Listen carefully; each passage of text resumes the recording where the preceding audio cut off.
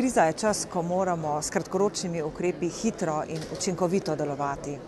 Hkrati pa je to čas, ko moramo razmišljati tudi o dolgoročnejših ukrepih in morebitnih strukturnih reformah. Eden izmed velikih izzivov je zagotovo okoljska problematika, povezana s podnebnimi spremembami. Zato je tudi Odbor za okolje in prostor pri strokovnem svetu SDS resno obravnaval protikrizno tematiko in predlagal obširen paket ukrepov, ki smo ga vključili v tretji paket protikriznih ukrepov Slovenske demokratske stranke. Največ časa smo posvetili podnebnim spremembam. Tako vladi predlagamo, da čim prej pripravi strategijo ukrepanja na področju podnebnih sprememb in seveda na podlagi tega tudi akcijski načrt. Predlagamo, da je ta strategija horizontalna, torej da vključuje vse različne sektorje od energetike pa do kmetijstva.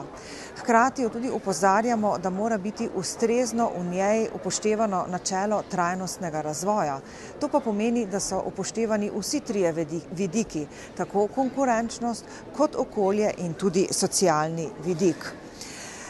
Vlado opozarjamo, da mora Urad za podnebne spremembe čim prej začeti z aktivnim delom.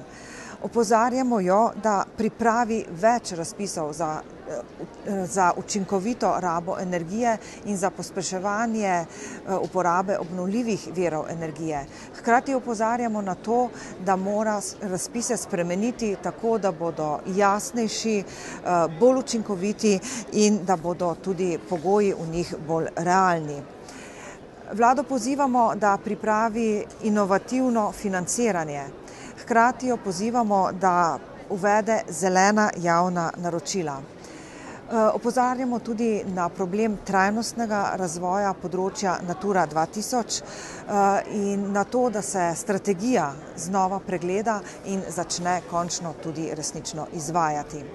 Opozarjamo tudi na problem ločenega zbiranja odpadkov ter njihovo reciklažo. Tako predlagamo vladi, da pripravi akcijski načrt odlaganja odpadkov in ločenega zbiranja odpadkov, da pripravi evidenco divjih odlagališč, akcijski načrt za njihovo odpravo in pa seveda za sanacijo zemljišča. Hkrati pa tudi opozarjamo na umeščanje odlagališč ter sežigalnic odpadkov v prostor.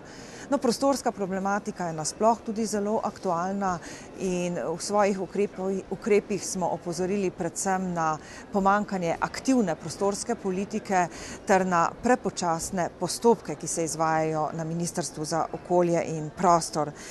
Tako vladi predlagamo, da posodobi postopke za umeščanje objektov v prostor. Predlagamo ji, da skrbno pregleda postopke potrjevanja občinskih prostorskih načrtov in jih pospeši. Predlagamo tudi, da ponovno preuči strategijo za preprečevanje poplav in erozije in jo prilagodi novim razmeram. Hkrati pa opozarjamo na postopke, ki vključujejo okoljska dovoljenja, prostorska dovoljenja, opozarjamo na postopke za črpanje evropskih sredstev. Vsi ti postopki so bistveno predolgi in prezapleteni, treba jih je približati uporabniku.